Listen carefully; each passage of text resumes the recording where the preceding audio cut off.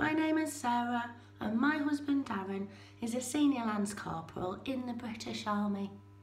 It's been brought to my attention recently that military spouses, but more so army wives, are getting a rough deal.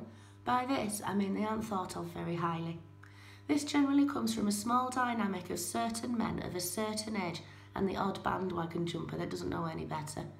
Contrary to unpopular belief, we don't all wear Ron Hills and put a "Get It Here" beacon in our windows as soon as our husbands are away. And as far as I know, Omo can only be bought in Turkey and is now known as Persil in the UK, and this has been the case since the late 1970s. Ron Hills went out of fashion in the early 90s, so the relevance of these derogatory comments is more outdated than the shithouses that use them. I've never owned a pair of white stilettos either, and I don't know anyone that has. Us wives have more taste than that, and also we're not trapped in a 1980s time warp unlike some.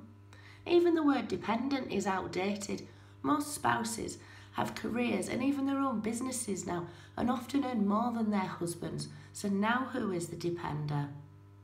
Speaking of hubbies, there are plenty of army husbands around now with serving wives, but they seem to go below the radar of the naysayers. A large percentage of wives are ex-serving themselves, so where do these fit into the criteria? We have the babies, and the worst thing that happens is that we can't hold a wee in like we used to because our gripper is gone. We don't think, "Oh, my hubby's away on exercise, so I think I'll shag ugly Biff Chip Barry, who couldn't go because he's the finest specimen of downgraded action out there." We don't dare be ill, we just die quietly in a corner, but before we do, we cut the grass, put the bins out, do the ironing, pick the kids up from school, make teas and pack lunches, then do an online parents' evening, also hold down a job. Here's to army wives everywhere. Believe the hype, we're fucking awesome.